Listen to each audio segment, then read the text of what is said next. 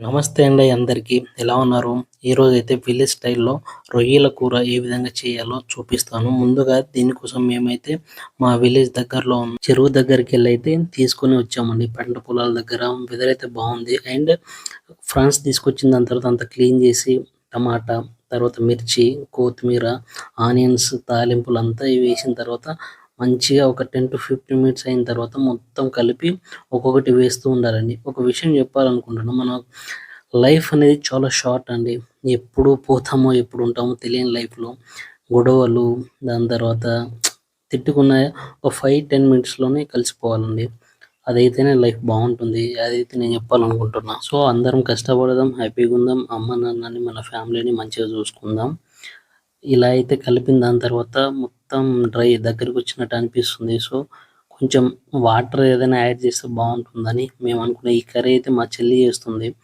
చాలా మంత్స్ తర్వాత తింటున్నాం అన్నట్టు. మళ్ళీ తినలేదు.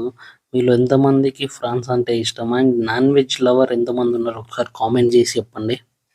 ఇందులో కొన్ని మసాలాలు కూడా యాడ్ చేసాం. ధనియాల పొడి.